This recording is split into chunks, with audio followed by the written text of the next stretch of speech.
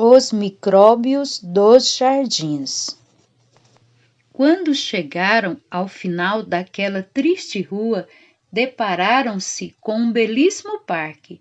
No centro havia um lindo lago com peixinhos de todas as cores e em volta do lago, jardins floridos com árvores frondosas.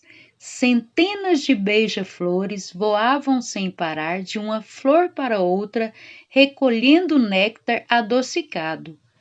No meio de tudo isso, Carolina notou um grande número de micróbios vestidos de jardineiros, como os anõezinhos dos contos de fadas, conduzindo seus carrinhos de mão ou remexendo a terra com pás e enxadas.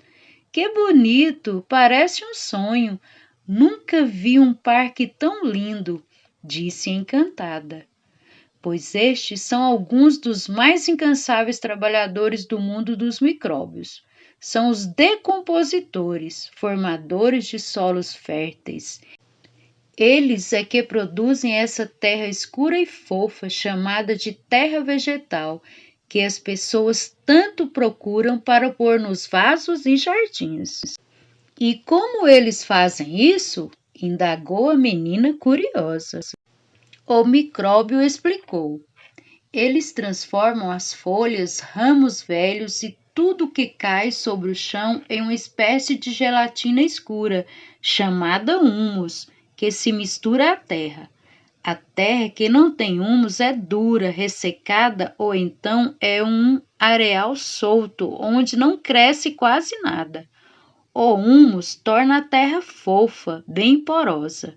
Assim, o ar e a água penetram nela com facilidade, entrando pelas raízes das plantas. Além disso, o próprio humus contém adubo, que é o alimento dos vegetais. Mas como esses micróbios conseguem transformar as folhas em humus? Eles moem as folhas? Não, não moem, respondeu Penicílio. É uma espécie de fermentação, muito parecida com a capacidade de fermentar dos micróbios que fabricam bebidas e pão.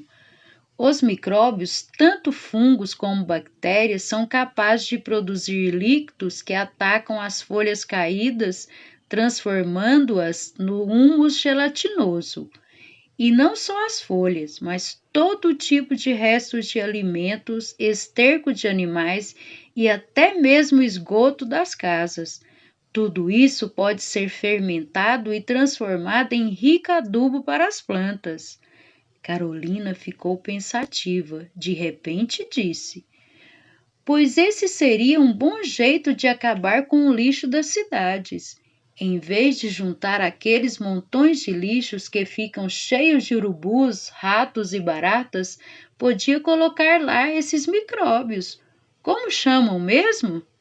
Decompositores. Isso, podia chamar os decompositores para transformar tudo aquilo em humus, completou a menina satisfeita com a ideia. Pernicílio sorriu, pois isso é feito em algumas cidades.